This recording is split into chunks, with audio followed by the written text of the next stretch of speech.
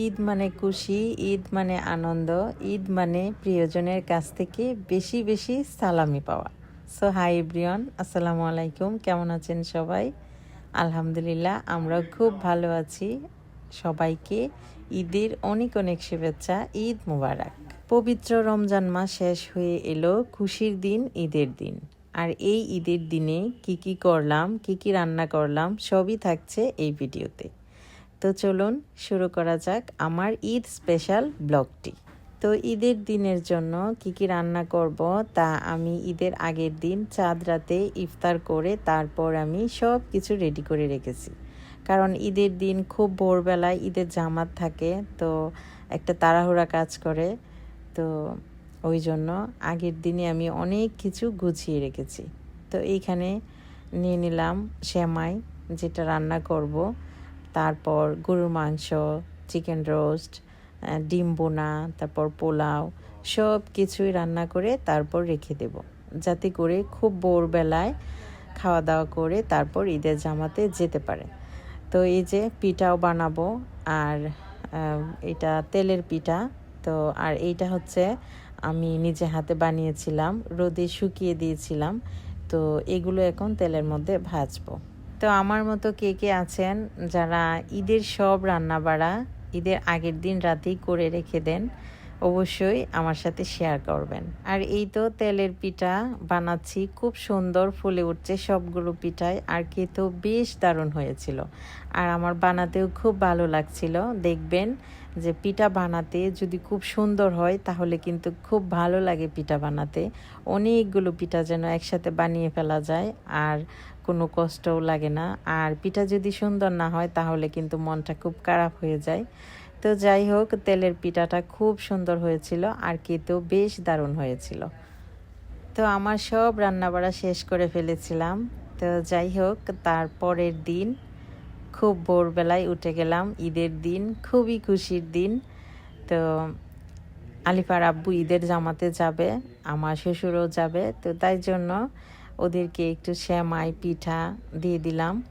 তো তারপর আলিফার আব্বু, আমার শ্বশুর, পিঠা নাস্তা করে সেমাই খেয়ে তারপর ঈদের জামাতে চলে গেল। তো এই তো আলিফার আব্বু একদম সাদা পাঞ্জাবি পরে রেডি, ঈদের জামাতে যাবে। তো আমি বলছি টাইম আছে, তুমি একটু ধীরস্থিরে খাও। তো উনি বলতেছে যে না, এখানে অনেকের সাথেই দেখা হবে, কোলাগুলি করা হবে, তো একটু আগেই চলে যাই। আর আলিফা এখনও ঘুম থেকে উঠেনি, কারণ ঈদের জামাত খুব সকালে ছিল, সকাল 8টায় ছিল। তো উনি আগেই রেডি হয়ে একদম চলে গেছে, আর আলিফা এখনও ঘুমাচ্ছে। তো আমি তো একটু আতর দিয়ে দিলাম ওনাকে। তো তারপর উনি চলে গেল জামাতে, আর এই দিকে আমি আর আলিফা একটু রেডি হয়ে নেব। তার জন্য সবগুলো আমি গুছিয়ে নিলাম, কি কি পরব। তো ঈদের ড্রেস, ওই তো এটা আমার ঈদের ড্রেস, আপনারা অবশ্যই ব্লগে দেখেছেন, ঈদ শপিং ব্লগে। আর এটা হচ্ছে আলিফার। তো আমরা মামি এখন রেডি হয়ে নিব। আর খুব সকালবেলায় আলিফাকে একটু গোসল করিয়ে নিলাম। তো এই যে আলিফা বুড়ি একদম রেডি হয়ে গেছে, আর ও যাচ্ছে আমার শাশুড়িকে সালাম করতে, ঈদের সালামি নিবে। তো এর আগে তো ও ও নানা বাড়িতে সবাইকে সালাম করতো আর ঈদ সালামি পেত। তো এইবারই প্রথম যে ও ওর দাদা দাদুর সাথে প্লাস ওর বাবার সাথে ঈদ করছে। তো আমার শাশুড়ি এখানে সালামি দিচ্ছিল। তো আলিফা প্রথমে নিতে চাইছে না, কারণ ও বলতেছে যে না, আমি টাকা নিব না, বাবা অনেক বকা দিবে। তো তারপর আমার শাশুড়ি বলল যে এটা তোমার ঈদ সালামি। তো তারপর ও নিল। তো নিয়ে তো এখন আমাকে দিতে চাইতেছে না। আমি বলতেছি যে দেখি তোমাকে কত দিল তোমার দাদুমণি।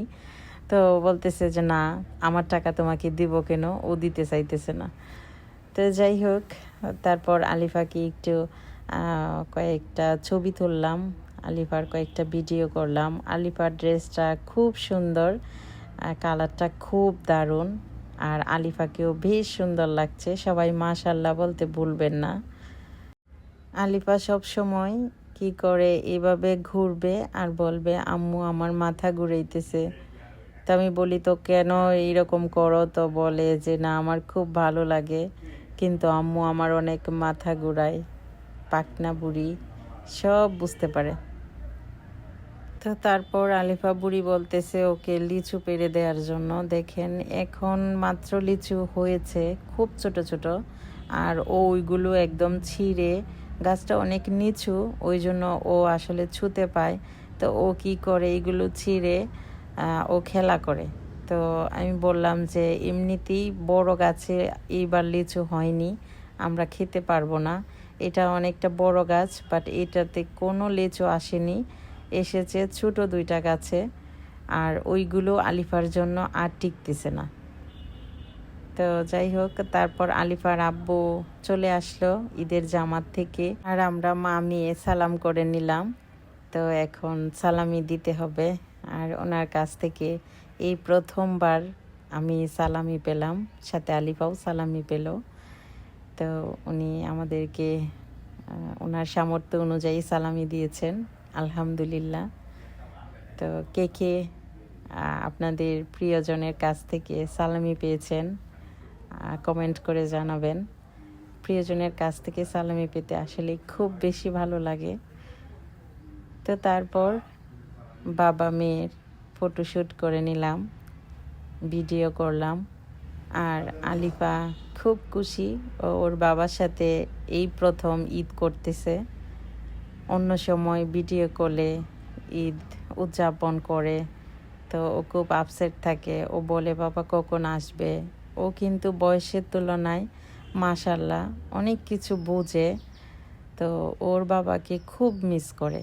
আর বিশেষ দিনগুলোতে অন্যদের দেখে যে অন্যদের বাবা আছে কাছে, তো ও বারবার জিজ্ঞেস করে আমার বাবা কখন আসবে। তো যাই হোক, আল্লাহর কাছে দোয়া করি প্রতি বছরই যেন আলিফা এবং আমি ওনার সাথে ঈদ করতে পারি সুস্থভাবে, এই কামনা করি আল্লাহর কাছে। তো তারপর আমরা দুপুরের খাওয়া দাওয়া করব। তো আমি সবগুলো রেডি করে ফেললাম, আর সবাই মিলে একসাথে খাওয়া দাওয়া করলাম। তো আজকে দুপুরের মেনুতে ছিল পোলাও, ডিম বোনা, চিকেন রোস্ট, গরুর মাংস, তো এইগুলোই ছিল। আর চিকেন রোস্টটা সবচেয়ে বেশি মজা হয়েছিল, আর সাথে ছিল ঠান্ডা ঠান্ডা কোল্ড ড্রিঙ্কস। তো যাই হোক, আমরা সবাই একসাথে খাওয়া দাওয়া করলাম, আলহামদুলিল্লাহ। আজকের ঈদের দিনটা খুব ভালো কেটেছে, খুব ভালো লেগেছে। ঈদ আনন্দ সবার মাঝে ছড়িয়ে পড়ুক, সবাই খুব আনন্দ করেন ঈদের মধ্যে। নিরাপদে থাকবেন, সুস্থ থাকবেন, প্রিয়জনকে সাথে নিয়ে ঘুরতে বেরোবেন। তো সবাই ভালো থাকবেন। সবাইকে আবারও ঈদের অনেক অনেক শুভেচ্ছা। ঈদ মুবারক। আল্লাহ হাফিজ।